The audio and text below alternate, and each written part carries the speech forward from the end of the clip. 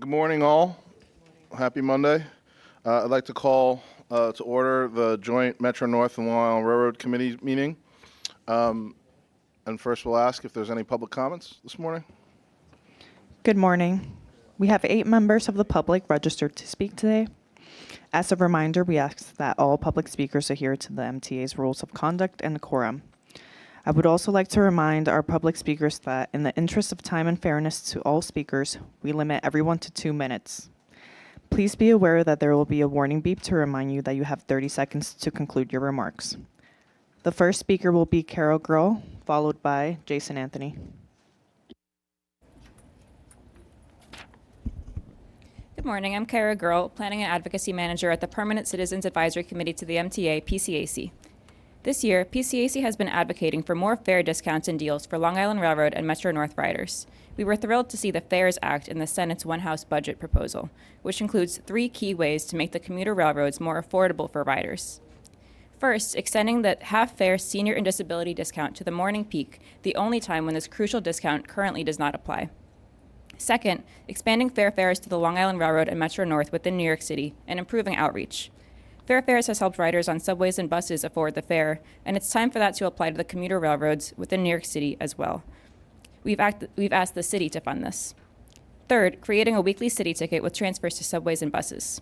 Adding a transfer option to subways and buses is a critical step toward a more integrated and affordable transit system where riders can use subways, buses, and the commuter railroads on one city ticket.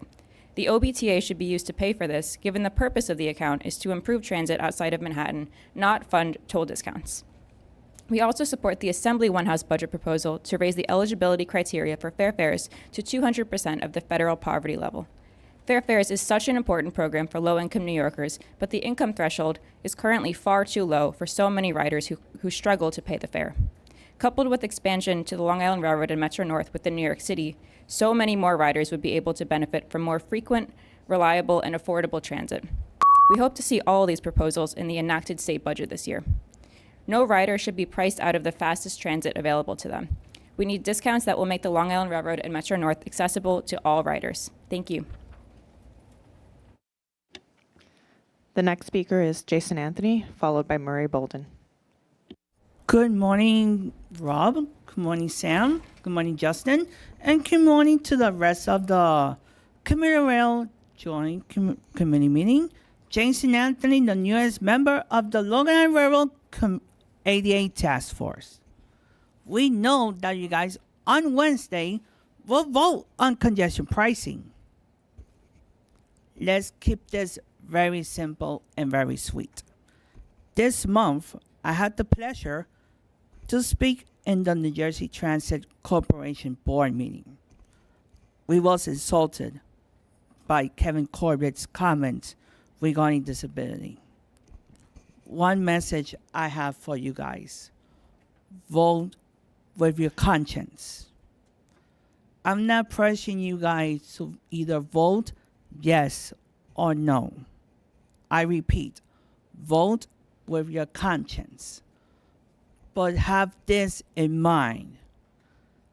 Those commuters with disabilities, the elderly, and low-income riders within the MTA network that depend on you, that you guys vote here and the MTA board to have congestion pricing up and running.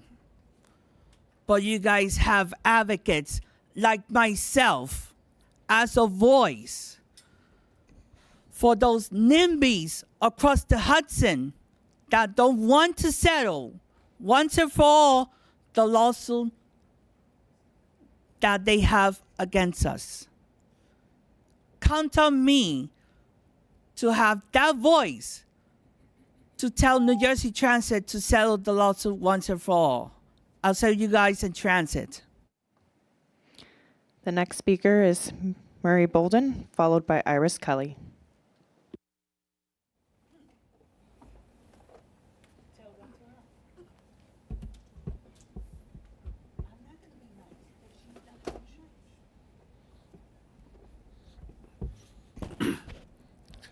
Sammy, it's discriminatory for the trains on Metro North to go through Scarsdale and not sound the horn.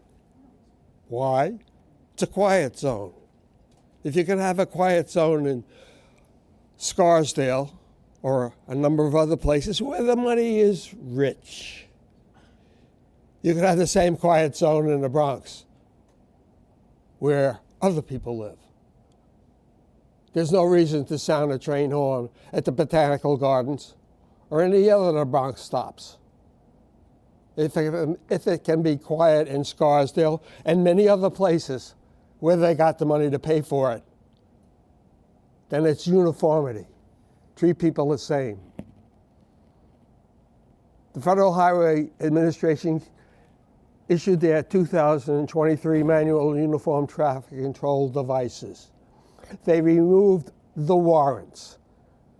That means they recognize, in the past too, a warrant means you have to have a certain level of service to have something installed. They recognize that every area is different. There's variety. There's not one size fits all. We found that out here.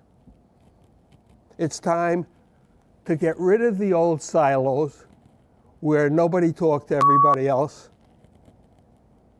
and go forward reasonably. You have to try and say, blow the train horn. Toot is not sounding a 2-second train horn. The conductors know it, the engineers know it, the people know it. Stop insulting people because they don't have any money to get a quiet zone.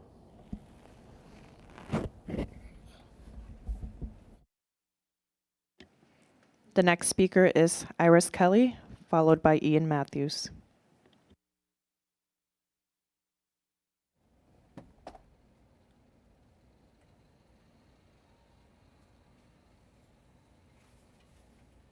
Yes, the Long Island Railroad has a lot more things to do to make a better report card for themselves. They need to put back where they found things, like the Long Island Railroad's Brooklyn trains go back on track 3 where they really belong, and have it where it's a digital sign saying track 6 and 7 showing what trains we need going in and out of Long Island. And then to have our trains going from Huntington going into Atlantic Terminal besides Manhattan trains. They need to go elsewhere too, just like we have equal right to that also.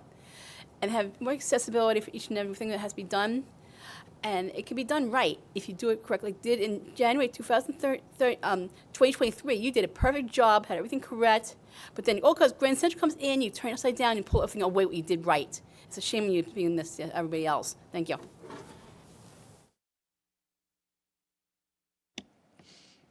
The next speaker is Ian Matthews, followed by Christopher Greif.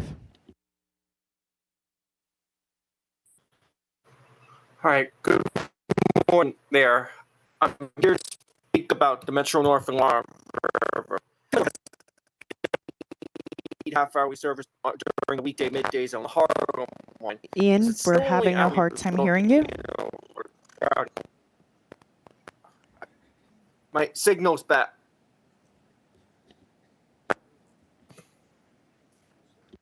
It's not working. Ian, we'll come back to you. We're going to move on to our next speaker, and we'll come back to you at the end. Our next speaker is Christopher Greif, followed by Charlton D'Souza. And good morning, everyone. I'm Christopher D. Greif, and I agree with my fellow advocates, as well as mentioning the reduced fare for people traveling in the morning. We need to have the reduced fare price, not pay a lot of money that we're trying to get to our doctor's appointments, work, or wherever we have to go. The other concern that I'm making up here, and this is why I have my background behind me, the congestion pricing is extremely important because we need the funding for accessibilities, not just elevators, ramps, lighting, technology. We need to make sure we up that very much. And the main thing is we need to make sure that all technologies like the alert button to let the crew know that there's an accessible customer, we need to make sure that is fully funded, as well as update our stations to make sure it's easy access to get on and off safely, better signages there as well. I fully support the MTA with the congestion pricing because we need it. In Lower Manhattan, downtown Brooklyn, or anywhere, it's too congested and too much pollution. we need to remind that we need this for a reason, not just for seniors and people with disabilities, but we need it for safety. If we're going to use Accessoride, we need the funding for them as well. And we need the funding for Long Island Railroad and Metro North to make sure more updated trains are running. So please vote yes. Thank you. Our next speaker is Charlton D'Souza, followed by Andy Pollock. Good morning, Charlton D'Souza, President of Passengers United. And guys, what did I see in Newsday yesterday? Oh yeah, the Long Island Railroad gave away millions and millions of dollars for baseball fields and things like that. Meanwhile, Floral Park was not fixed. That station is still looking really bad. Hollis needs work. And there's so many other stations like Bethpage, East New York, LIRR that needs work, Long Island City. So why were funds taken to accommodate and build parks and things like that far away from the railroad? Something doesn't add up here, guys. And, I don't know if that was money saved from the third track project or that was just giveaways to keep everyone quiet. Doesn't make any sense to me. Anyway, the new schedules, people are not happy with the new schedules. We're getting a lot of complaints.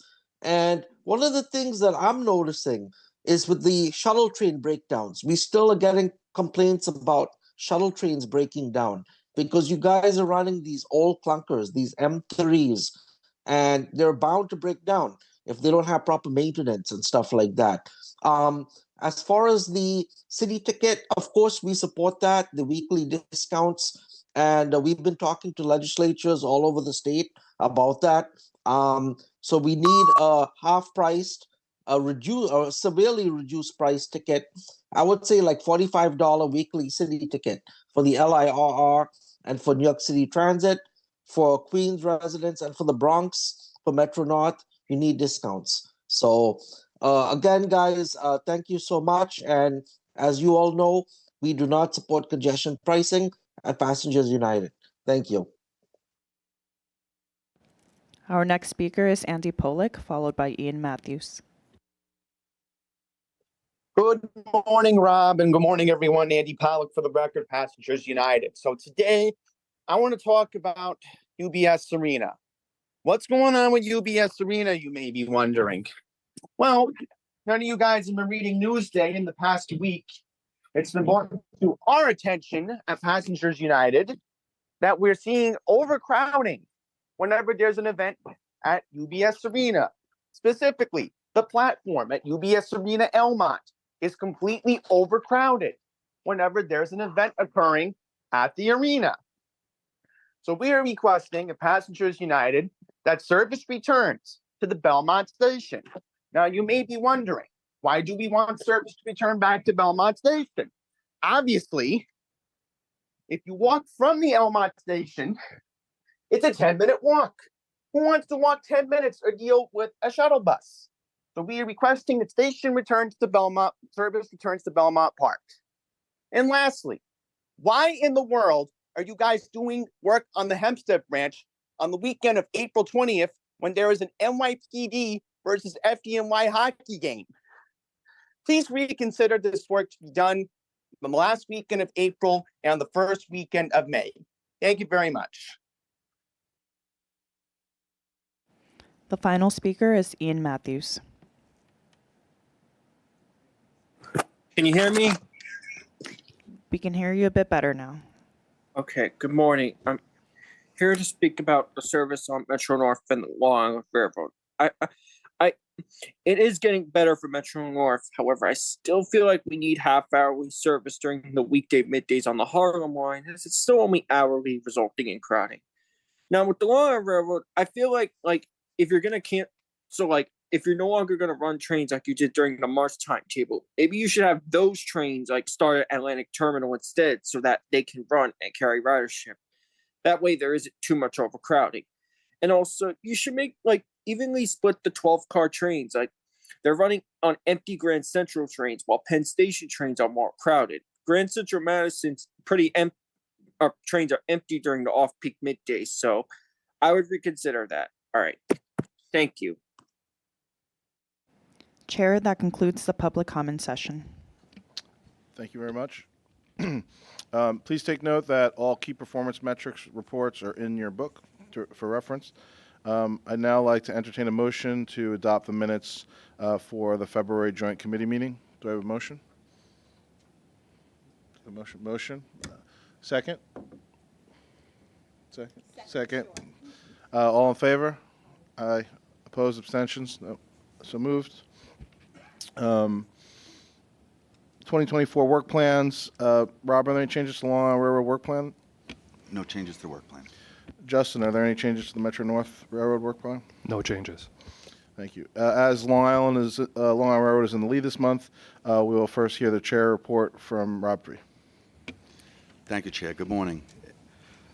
In looking at our performance numbers for the month of February, we achieved an on-time performance of 96.3%, which was our highest performance since February of 2012 and our second highest performance in recorded history. In looking at both the AM and PM peak periods, we achieved over a 95% on-time performance, and for the weekend, we achieved a 97% on-time performance. These numbers are especially impressive due to the fact that we had a major snowstorm on February 13th, and so all the credit goes to our incredible employees. Looking at ridership numbers for February, we were up almost 22% compared to February of 2023, and year-to-date, we're up over 19% as compared to 2023. And non-commutation ridership continues to be a major driver in our ridership increases, surpassing the same month for 2019 again, this time by 17.1%, our largest mark yet. And speaking of ridership, not only do hockey fans and teams prefer taking the Long Island Railroad, so does the Piano Man. Evidently, Long Island's own Billy Joel prefers to take the Long Island Railroad even over a helicopter to his shows. As he says, it's still a great way to go. I would certainly love to see him on the trains and thank him for being a loyal customer. Part of our information items today in today's committee book is the 2023 annual elevator and escalator report. And I'm happy to say, once again, the Long Island Railroad achieved impressive numbers. Escalators achieved a 96.4% availability and elevators a 99.3% availability. These numbers provide further proof how important accessibility is to the Long Island Railroad. There's been a lot of good news about Grand Central Madison lately. To start, on March 19th, we experienced our highest AM peak ridership to Grand Central Madison based on loadway. We achieved 25,800 customers on that day. In fact, that week, we achieved 2 days, a 60-40 split between Penn Station and Grand Central Madison. So those are great numbers.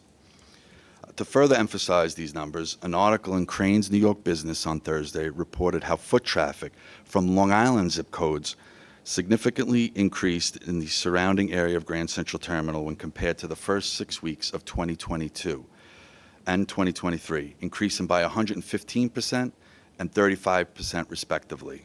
This is just yet another example of the impact Grand Central Madison is making. And finally, Trax is coming to Grand Central Madison. The iconic bar will be making its debut later this year to the delight of our customers.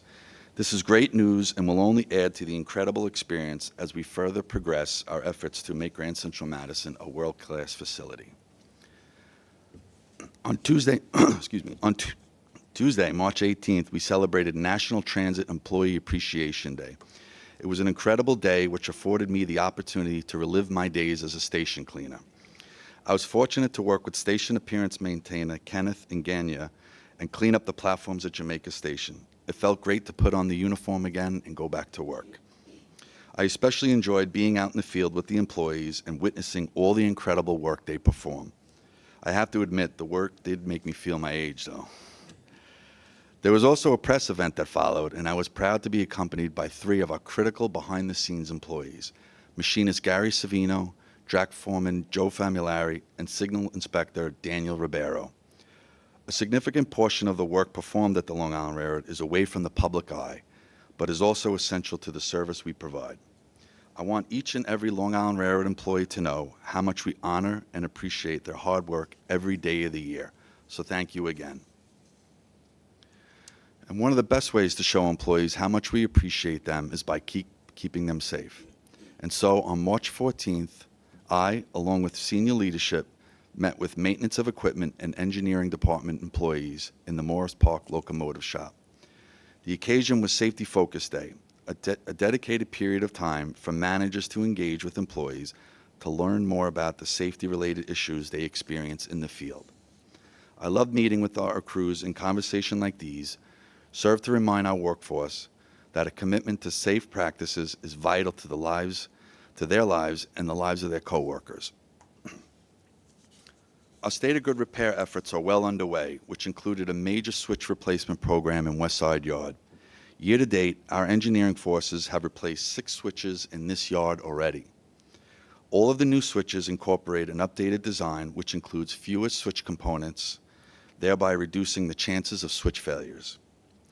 Renewing these critical switches is one example of what the Long Island Railroad is doing to reduce delays and improve reliability as we build a better railroad. I want to thank the engineering forces for this incredible effort.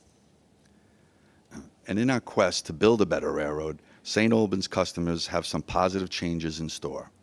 Beginning in April, we'll be conducting Phase 1 of a comprehensive ADA update program at the station, and Phase 2 will begin later this fall. Upon completion, St. Albans customers will enjoy a station elevator for the first time, a reconstructed pedestrian tunnel, new help point, emergency kiosks, enhanced security and communication systems, and upgrades to lighting, parking, sidewalks, staircases, and more. Quite a bit amount of work at St. Albans. As the father of 3 daughters, the importance of Women's History Month really hits home with me, and I was beyond proud to join agency and enterprise leadership at the MTA's Empower Her event and awards on March 20th. And I'd like to thank Haley for being our executive sponsor at the railroad. That day, 4 women of the Long Island Railroad were honored for empowering and helping their colleagues reach their full potential, and they are Carlene Meyerhofer, Nadia Pinheiro, Christina Cosgriff, and Sharda Kaladine. Congratulations to all the honorees. It really was a great event. And I'd ask you to please look at the slides, something that also gives me a sense of pride in recognizing the contributions women have made to the Long Island Railroad is one of our favorite pictures displayed proudly at our headquarters.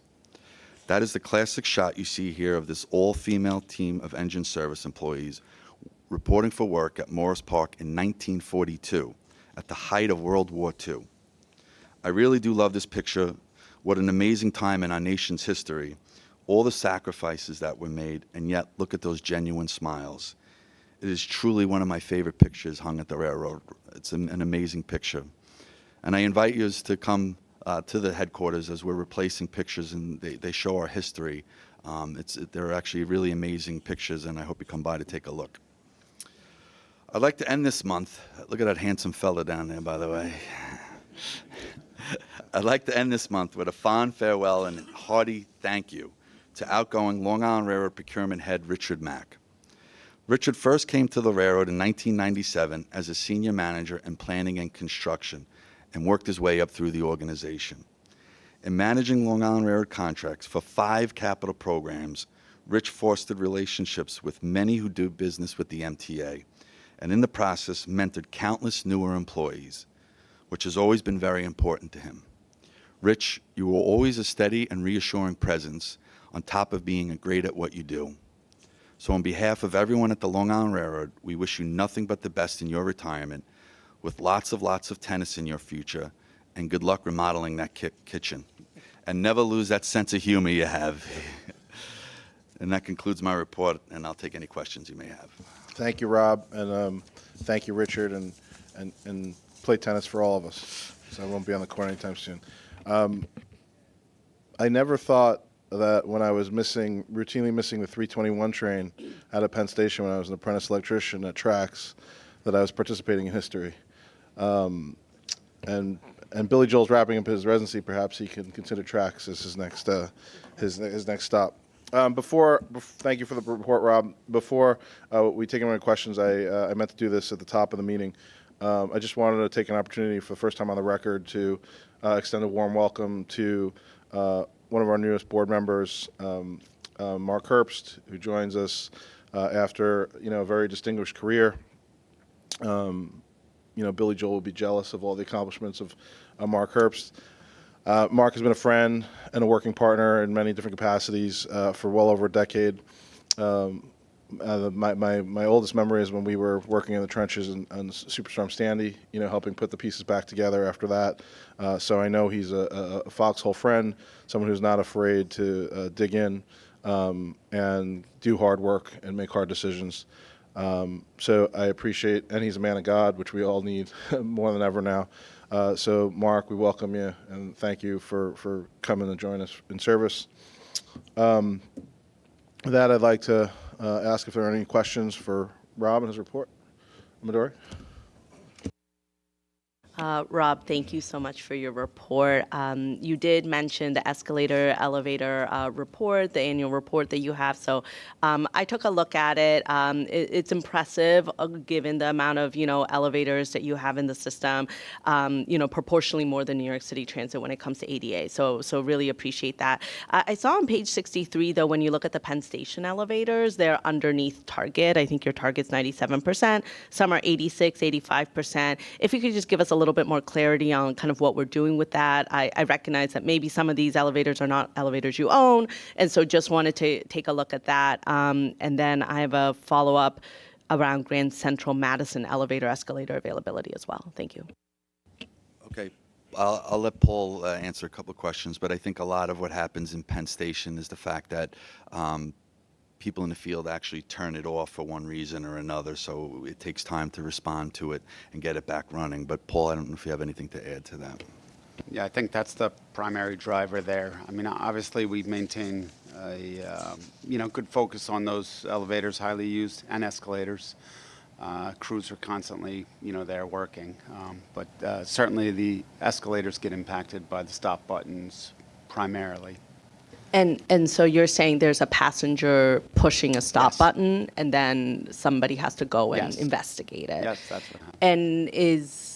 And putting that aside, so that's an external factor, you can't really control that. How old are those Penn Station elevators? I'll have to get back to you on those. Yeah, that would be I know just- we did renewal recently on Okay. a few of them. But Okay, I'll have just to get knowing that they're the specifics. most used, I think, in your system, it would make sense that they might have to get renewed a little bit more often. I know I'm at Penn Station a lot.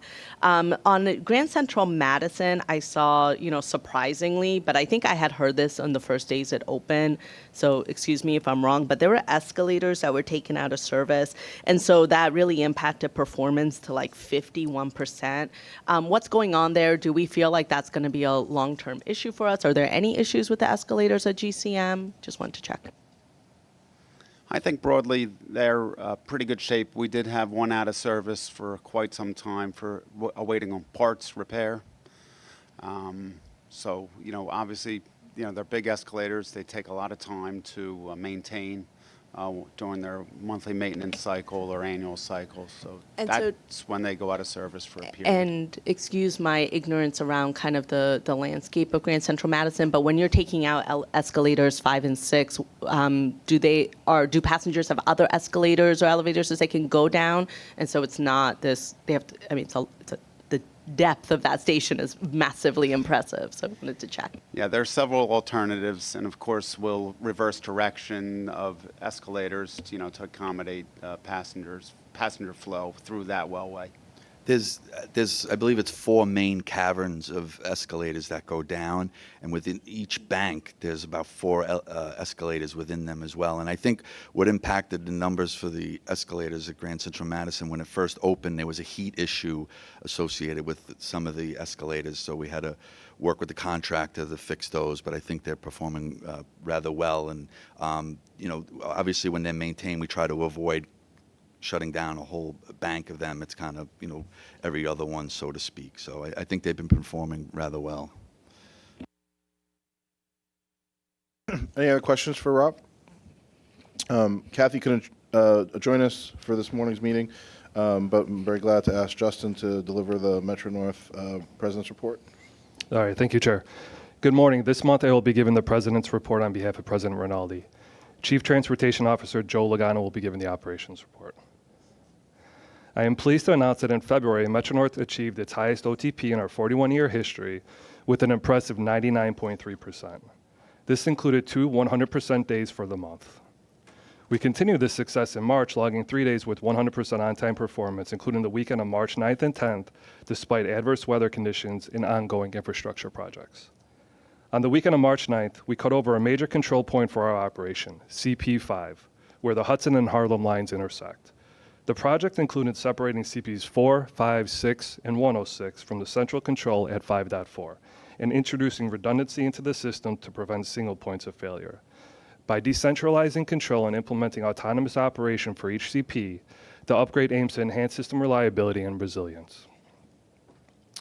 Our resiliency work in Garrison is helping to address the increasing challenges posed by tidal and storm surges. We launched a project to elevate 2 tracks north of Garrison Station, dropping over 400 tons of stone using work trains and high rail-equipped dump trucks. Our specialized track surfacing and stabilization process has made significant progress, with an elevation increase of over 12 inches to date. Our goal is to elevate both tracks 18 inches by early April. Although this work is not yet complete, we have already begun to reap the benefits.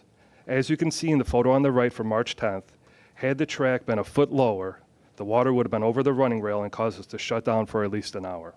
However, thanks to this work, there was no interruption to service.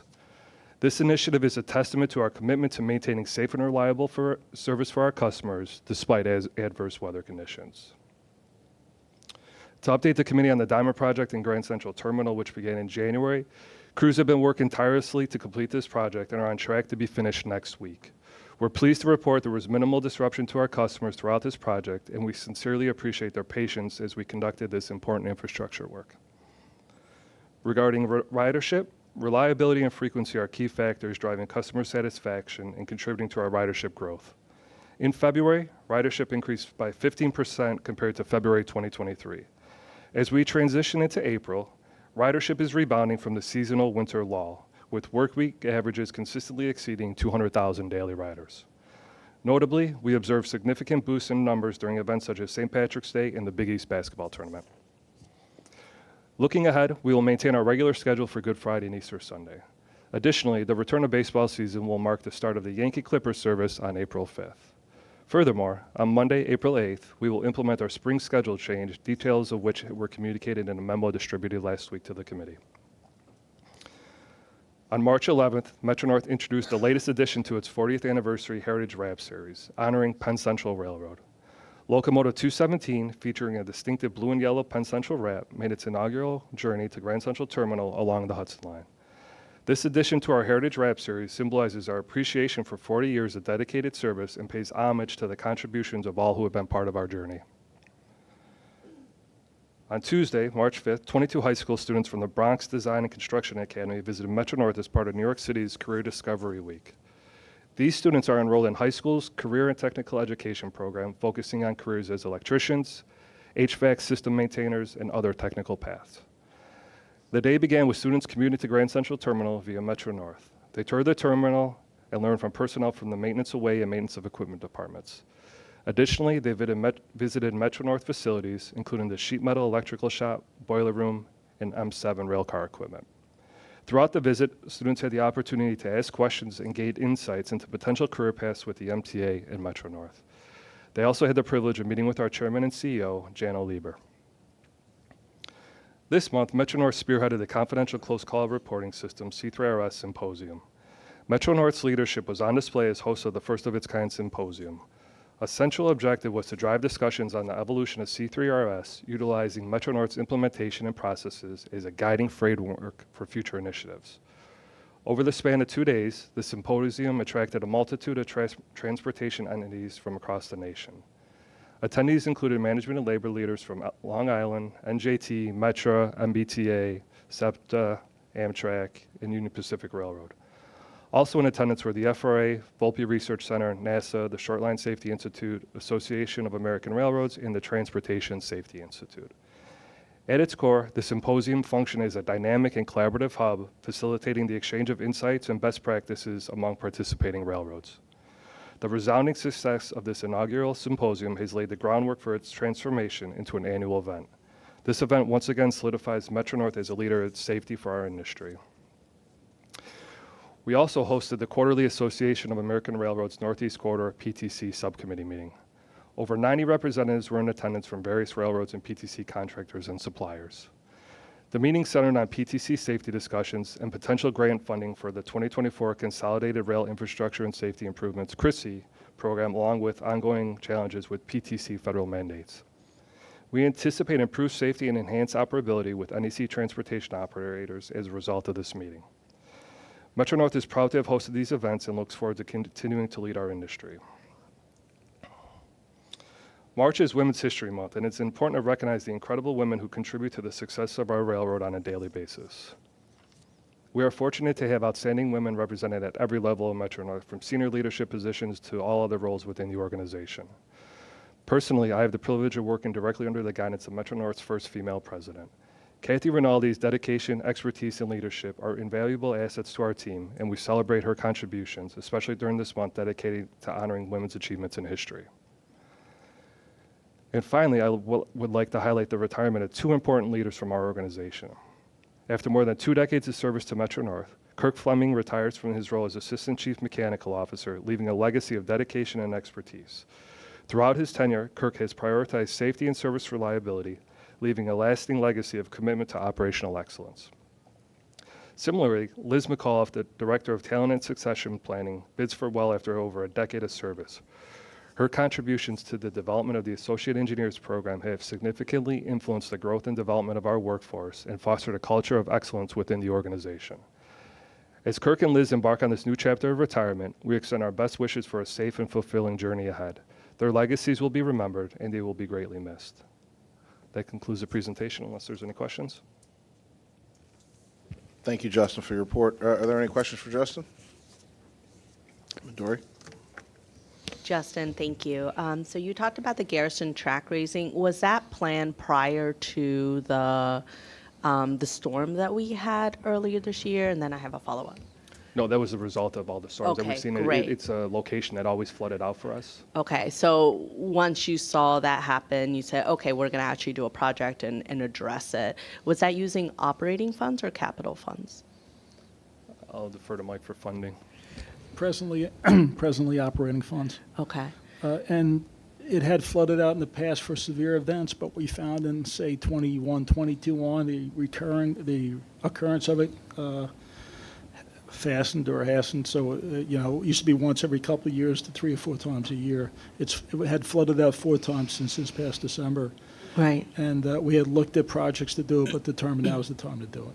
Yeah, and I know the construction and development team is creating kind of a capital climate resiliency plan. That's all in good, but I think that incident shows that, at the end of the day, you're protecting the railroad, so you're going to have to do what you have to do. If you have access to operating funds to fix something, that's great, let's do it. However, we always know that operating funds is scarce, and so trying to think about how to get Metro North and Long Island Railroad the resources you need just in time is something that we might want to think about as these climate disasters happen and there's more push on the operating budget to address those. So that's just something I think I raised a month or 2 ago, and just thinking about, how, from a financial perspective, how does that get categorized? How do we start to understand the operating expense impact of these climate situations? And then how do we kind of say, okay, well, that's kind of a new big line item for the operating budget potentially, or do we find a way to kind of capitalize on, find a way to incorporate in capital projects? I know the coordination is tricky. We're tracking the cost, certainly, to Okay. be able to try to get that reimbursed to our operating budget. Yeah. And there's other locations throughout the territory where it's similar in nature that Yeah. will track the cost. Right, because I don't want you all to wait for ability to put scope in a capital budget, but I know that operating expenses is always scarce for the operating agency, so want to be mindful of that. Okay, thank you so much. I agree with you. I'm very much eagerly anticipating Eric Wilson's product on the climate report. No, it's okay. I mean, he's already on the spot. I think so. Thank you very much, Justin, for the report. And now we will move on to operations report. We'll start with Tom with the Long Island Railroad operations report. Good morning, everyone. Total on-time performance for the month of February was 96.3%, above goal of 94%, and year-to-date as of February is 95.7%, above goal of 94%. For the month of February, 10 branches operated at or above goal, and year-to-date as of February, 10 branches operated at or above goal. For major events which result in 10 or more late trains, there were 10 incidents for the month of February. The most significant event occurred on February 22nd when there were down wires west of East New York Station. This event resulted in 41 delays, negatively impacting on-time performance by 0.2%. For our fleet performance, the MDBF for the month of January was 136,722 miles below goal of 150,000 miles. One component, which was a driver in MDBF reduction, were door micro switch units on the M3 fleet. The mechanical department is currently working on a solution. For service delivery, we completed 99.4% of our trips for the month of February, and we completed 99.4% of our trips year to date. For upcoming work that will impact service, on the weekends of April 6th and 7th and April 13th and 14th, crossing renewal work will take place between Ronkonkoma and Greenport. Buses will replace trains between Ronkonkoma and Greenport for approximately 48 hours. On the weekends of April 20th and 21st and April 27th and 28th, bridge maintenance work will take place on Tanner's Pond Road on the Hempstead branch between Floral Park and Hempstead. Buses will replace trains between Floral Park and Hempstead for approximately 48 hours. Please check the website and train time app for updated schedules. That concludes my report. I'll be happy to answer any questions you may have. Thank you, Tom. Do we have any questions for Tom on operations? Thank you again, Tom. And now we'll hear from Joe with the Metro North operations report. Good morning. Operations report begins on page 26.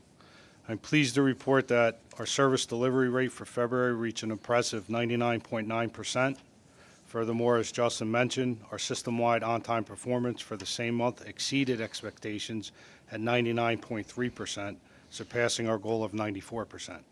Additionally, our year-to-date on-time performance stands at an all-time high of 98.8%. In terms of our fleet reliability, the mean distance between failures for January 2024 was over 270,000 miles, above our goal of 200,000 miles. That concludes my remarks unless there's any questions. Have any questions for Joe? Thank you, Joe. We will now have the Long Island Railroad Safety Report from Lori. Morning. Sammy? Oh, hey, Randy. How you doing? Randy has a question from the ether. Sure. I just wanted to be on the record that your wonderful statistics for on-time performance do not include west of Hudson. So noted. Thank you, Randy. You have the floor, Lori. Good morning, everyone. We're reporting on our safety performance through the month of January, and that performance report can be found in your book on page 16. Essentially, our statistics remain plateaued. Our reportable customer injury rate is 2.44 per million customers, and our employee lost time injury rate per 200,000 working hours stands at 4.4. Just some highlights for this month. And I just want to acknowledge and amplify what Rob had touched on regarding the focus days. Both Metro North and Long Island have committed to doing these quarterly focus days, and we've been doing them for the last roughly 10 years. So this is our 10-year anniversary of doing these events. And it's really, while safety is infused throughout all of the job briefings, the operating departments have a number of activities that they do to emphasize safety. Focus days is really an opportunity for the entire company to take a step back and reinvigorate and renew and get feedback on the safety and how employees are experiencing safety. So generally for Long Island Railroad, we talk about incidents, we talk about injuries, we look at our seasonal hazards that may be happening and focus on the personal protective equipment and such that are available to employees. We also highlight our confidential close call reporting system and share results and activities from that great labor management partnership meeting. And we also do a focus on observations that we're going to be targeting for the upcoming quarter. I'd also like to compliment Rob for this latest focus day. We've also instituted a call to action for our safety focus days. In this case, call to action on spring housekeeping, as slips, trips, and falls remain a challenging source of injuries for us, and housekeeping plays a role in that. So I'd like to thank Rob for challenging us with adding that element to our safety focus days. I'd also like to invite everyone. We have our customer safety awareness event. This is a quarterly event that we do, and this quarter we're going to be at Grand Central Madison, again with our partners over at Metro North as well as New York City Transit. We're going to be there today from 3 to 6 p.m. front of the ticket offices between 46th and 47th. Again, another opportunity, just as we want to engage with our employees about how they're experiencing safety, a good opportunity for us to talk to our customers about the very same thing, because obviously that safety is a core value for both Metro North and for Long Island. So with that, I encourage you to stop by, and happy to answer any questions. Thank you, Lori. Any questions for Lori?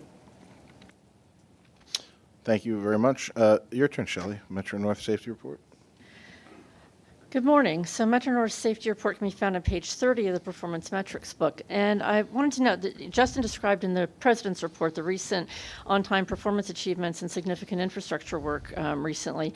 And I want to note that Metro North's customer and employee injury rates continue to show improvement over the prior reporting period as well.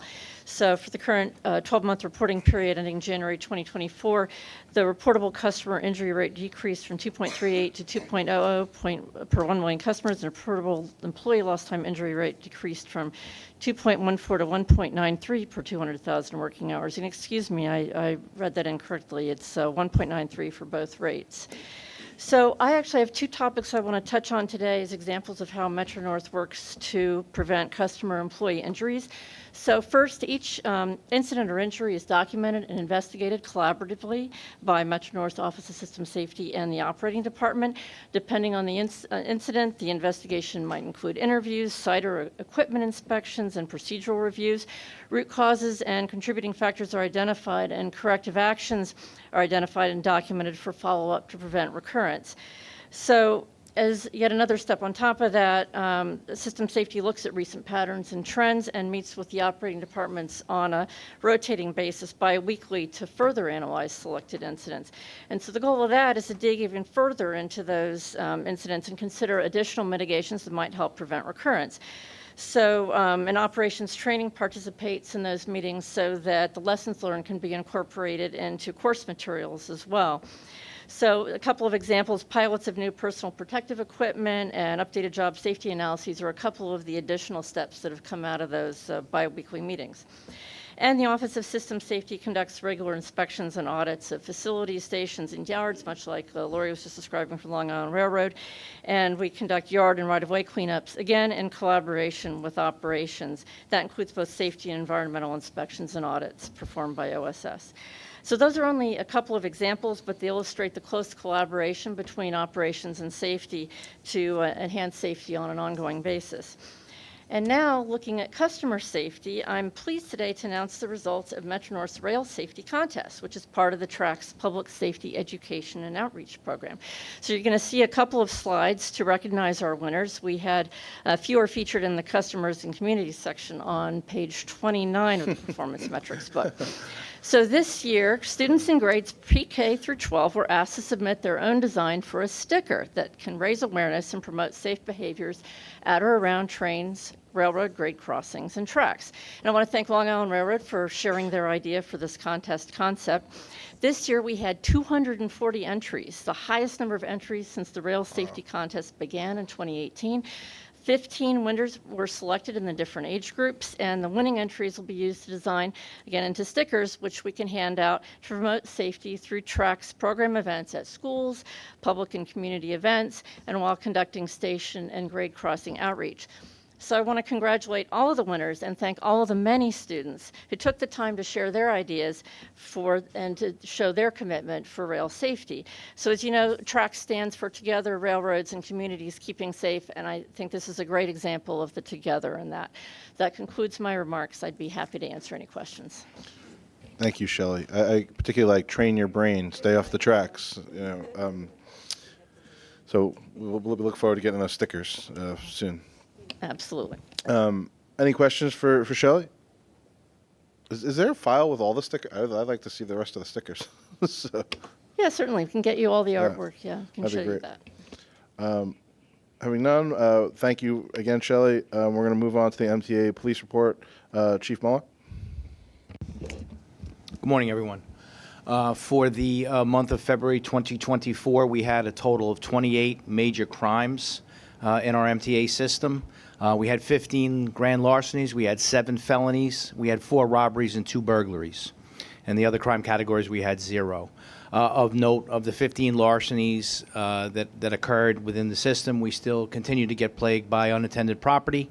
11 out of 15 of those robberies, those larcenies were the result of property that wasn't maintained by whomever it was stolen from. So we got to keep on working on that. Very important. Of the 7 felonies, 4 of the felonies were the result of felony assaults on police officers because of our increased enforcement in the system.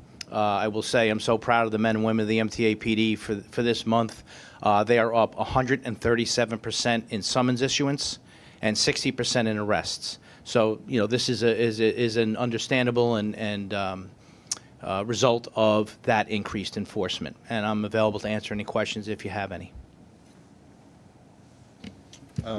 Blanca? I'm sorry, Chief. Can you repeat the percentage for arrests? What was that? We are up 60% in arrests from January to February and 137% in summons issuance. Thank you. I just want to, and this is, I just want to take the opportunity, speaking of the increased percentages of arrests and summonses, that, we're only, and Chief, you could speak more to this, we're only a piece of the, criminal justice vertical.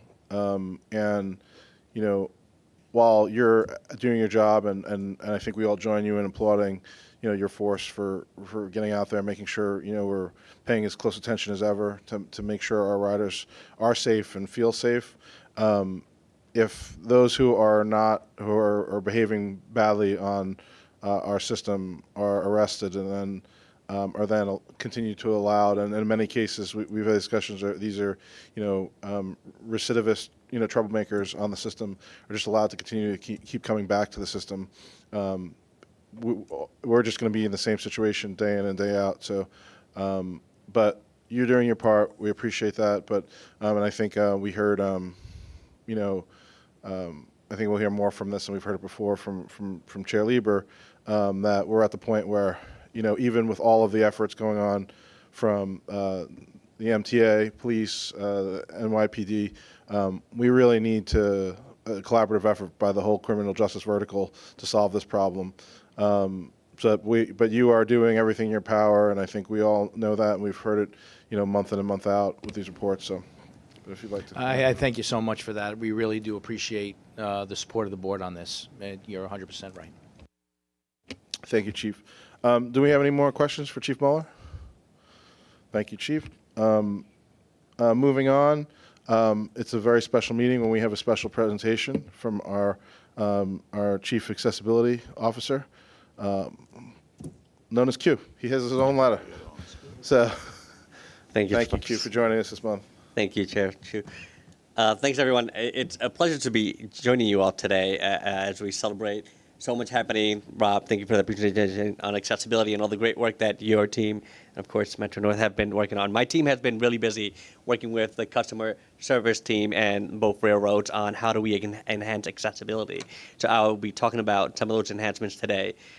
With the opening of Grand Central Madison, there was a lot of new initiatives to get more trips on both of our railroads, getting customers moving throughout the region, leveraging our railroads. And one of those initiatives was enhancing accessibility. As you can see here, we are all familiar with the ISAs, the International Symbols for Accessibilities, and how those demarcate an accessible station. As a Metro North and Long Island Railroad rider myself, I know that the map that we had wasn't completely accurate. And I'll be getting into what I mean by that. If I can get this clicker, there we go. So we engaged with both railroads to create a new accessible station iconography or identification throughout the systems. The stations marked with the traditional ISA, that blue sign on the left on your screens here, shows a fully accessible station. That's a traditional ISA. This means that they have step-free access to every platform, tactile warnings, audio-visual information systems, and straightforward accessible path between different platforms.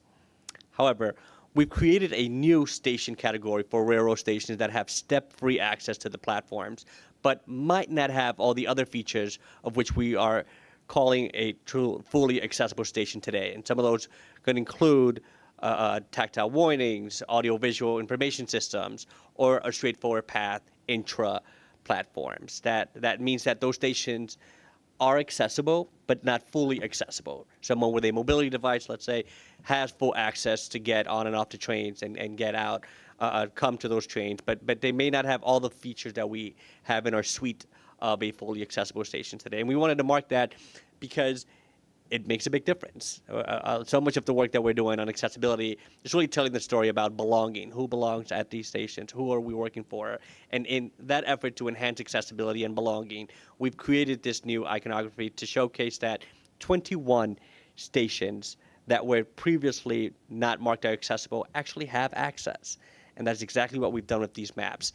To give an example of what that means, if you look over here, Phillips Manor did not have an ISA, even though that station had an accessible path of travel to both platforms. On the new maps, which are live already, Phillips Manor now has the new icon that we've created, that white ISA, or modified ISA, if you will, to showcase that that station is accessible, though some features of a fully accessible station are missing there. That is very important because we want folks to know that they have access at Phillips Manor and they can get there. However, to get more nuance on what features are missing, we went to our website to help folks understand what we mean by Phillips Manor not having a traditional standard ISA, but a modified ISA. This is what the new sites look like on our web pages. And as you can see, first on the legend are accessibility, letting you know what features of that station are accessible. So we direct all our customers to our website, to the legends of each station, to learn how that station is accessible, what features are available there, and to map their path of travel throughout the systems. We're really proud of this new enhancements. As I said before, 21 stations are now lit up on the map as accessible, albeit not fully accessible stations, partially accessible. It's in C&D, we call this progressive ADA, where features of the stations are accessible today. With some projects, we enhance that until we get to full accessibility. Super important, and I'm really proud of the work that we did here. Here's an example of that Baldwin station and what you will see on the websites now, including things like the next departing trains that are coming up there. So really a big enhancement to that customer service, new transparency on accessibility at the railroads. I'm really proud of the collaboration working with both teams, Long Island Railroad, Metro North, and of course the customer service team. Before I wrap up, I want to give a couple of thanks to a couple of people who were really instrumental in us getting this up and live, including Jennifer Barry, Jacob Butler, Brian Saltz, I'm sorry, there were a lot of people here, Amy Plitt, Doug Newman, Steve Flam, the MTA Digital Service team, my team, Howard Levine, Rachel Cohen, and others who really worked on this. Really a great piece for us to communicate the access that exists in our system today. Even before we go there with capital plans, as you all know, we spend millions of dollars making stations accessible, and we want to tell this good story of stations that are currently partially accessible today before we get there for a capital reconstruction to make those fully accessible in the future. Terrific. Thank you, Q. It's nice to know that we have these opportunities now for stations that, don't need as massive amounts of improvements to make them fully accessible, and it'll be interesting to see where that fits and making sure we get all that done in the next capital program. Blanca? Thank you, Sammy. Thank you, Q, for the presentation. Just a quick question. In addition to the notifications and the changes online, how else do we promote these changes so that people can understand what's going on if you don't necessarily go on to the MTA website? That's a great question, Commissioner. Thank you so much. So the Long Island Railroad and Metro North does engage with the community. We have quarterly meetings with elected folks in the communities and the advocacy community. We will definitely be reporting this at those meetings, at those next quarterly meetings. We're also talking to the customer team to see how we can promote that in our different platforms as well. Digital screens, online, our app, and our social media presence to inform our customers of this new update and to drive more traffic to our website so that they can get information about what's happening in real time and all these changes that are happening throughout the system. I was really pleased to be up at Scarsdale, Purdy's, and Hartsdale earlier this year celebrating the enhancements of accessibility. Commissioner Olivia, to your point earlier, the railroads are further along. We're almost there in Long Island Railroad, 100% accessibility coming soon. But we definitely want to celebrate all the wins along the way. Dory? Q, thank you so much. I'm really excited about this. Wow, you've unlocked 21 stations within the system that, you talk about accessibility a lot. Obviously that's your role, but from an accessibility standpoint for me, I use a stroller and I use Metro North. So I'm just thinking, wow, I'm always calculating kind of where and how to maneuver these stations. So it's really specifically helps me and young families as well. So really appreciate that. What is the incremental budget, to get to full ADA for those stations? Because it didn't seem like there were huge capital investments, maybe other than the tactile signs and obviously like audio, but would love to get a kind of a rough order of magnitude of what it would take to make those stations accessible. It seems like not a super hard reach. So that's also exciting too, because it unlocks opportunity for us to make sure many people can use our system. Well, thank you for the question, Commissioner. As you can imagine, it is bespoke for each a railroad. They are in different scenarios. But we think that projects like these really get us there closer. And these are the type of nuances that we're looking at to get, through progressive ADA, what is that time frame going to be? Of course, as you can imagine, congestion pricing is impacting our ability to progress on our agenda in this current capital plan. But it is something that we're looking very very strongly at. As you may remember, Phil Ang was really bullish in getting us to full accessibility, and we're definitely going to pick up that mantle. With congestion pricing, we would have gotten there a lot faster this year, but we're definitely on track to get there in the next capital plan in the Long Island Railroad for sure. Metro North coming soon. Terrific. I'll just add on to that. After this current capital program, the Long Island Railroad would have only 7 stations left to make them all accessible. And you just have to keep in mind as well when you're factoring and budgeting your capital program, you're obviously looking to make all the stations accessible, but you also have to look at the stations that currently are accessible because those elevators and escalators are, coming to their time and you have to replace them as well. But for the Long Island Railroad, after this capital program, we'll have 7 left. Commissioner, if I just may, sorry, Chair, my team and the market research team have launched a survey on accessibility at the railroads. So we definitely want to hear from our customers about your experience on accessibility on both of our railroads. If you want to learn more, please reach out to my team at accessibility@mtahq.org, and we'd be happy to share that link with you all. We really want to hear what's missing, what do you like, what do you want to see more of, and really hoping to create that goal with our customers. So please do fill out that survey, engage with us, and let us know what you think. Great. And Q, and there's anything we do to help get the word out. And train your brain, know your iconography. Right? And thank you so much, Q. Any other questions? Sam? Oh, sure, Vinny. Not really a question. It's kind of an overlapping comment, and one of the speakers put it back in my head. Over the years, I've raised this before.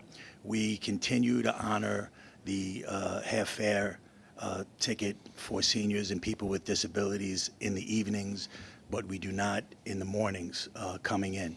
And over the years, it's always been explained that the morning rush hour is a much more concentrated rush hour and the trains are incredibly crowded. I'm not sure if things have changed to change that pattern a bit, but I do know that, currently the way our riders can buy tickets through the apps and machines, those tickets are still purchased, those half-fare tickets, and it remains the most challenging thing to explain to seniors and people with disabilities in the morning that their ticket is not valid and needs to be stepped up. And I just always kind of wondered if we can take them home for a discounted ticket, why aren't we taking them in? I never really advocate for anything that would take money out of the system, but I do know that from a fare collection standpoint, it slows things down. We've done so much for our riders in the world of people with disabilities and seniors to make things better and easier for them. And I just wonder if maybe not now, but the next time we discuss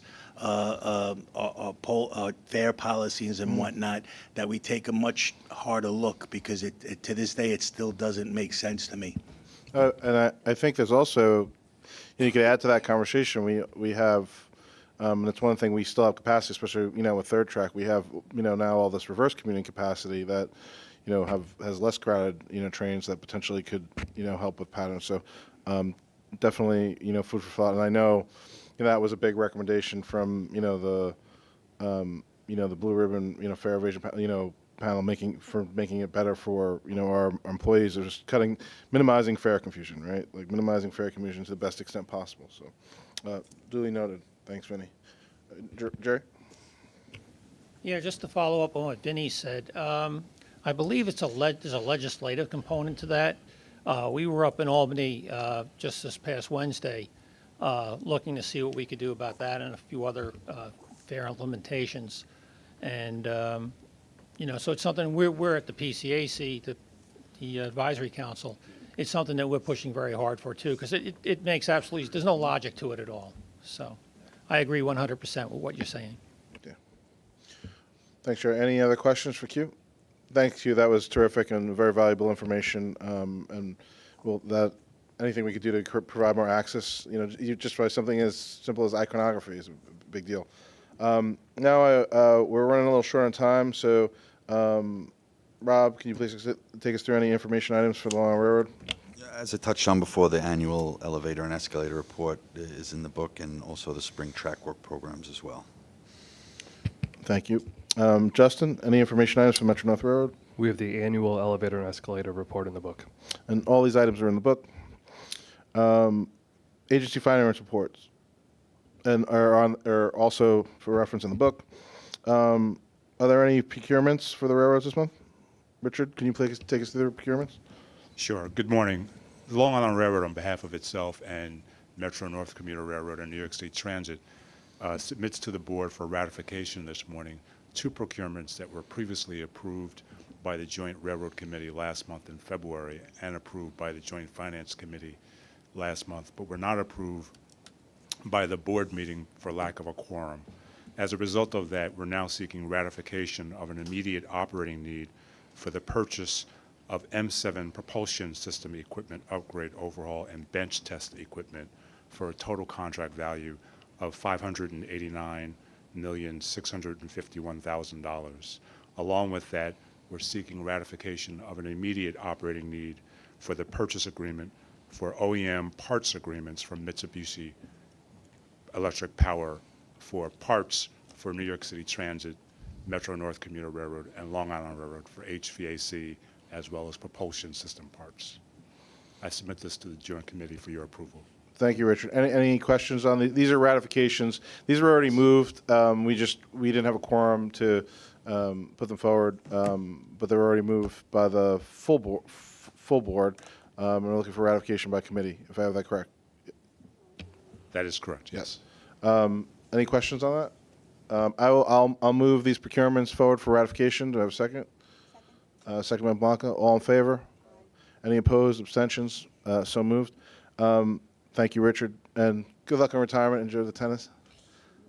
Do we have any other? We have one more. Good morning, everyone. Metro North, on behalf of itself and the Long Island Railroad, is seeking MTA board approval to award a competitively solicited, negotiated miscellaneous service contract in the estimated aggregate budget of $55 million to provide emergency and scheduled bus services on an as-needed basis for railroad passengers as well as crews between stations throughout the railroad's service territories in the state of New York and Connecticut. These services are used during scheduled emergency track outages as well as service disruptions. Through the RFP process, the selection committee reviewed the proposals in comparison to the selection criteria such as past experience and cost, and recommended award to 13 bus providers, as listed in the staff summary, to service the various regions in the operating territories. The contract period of performance is for 5 years. Services provided at pre-established hourly rates, and employs these qualified bus providers who will support the railroad's various zones in the New York and Connecticut region. Depending on the service needed, these service contracts will be funded by each agency's operating budgets, capital budget, federal funds, and the Connecticut Department of Transportation. Are there any questions? Any questions? I'll move this. A second? Second by Blanca. All in favor? Aye. Any opposed? Abstentions? So moved. Thank you. Any other procurements?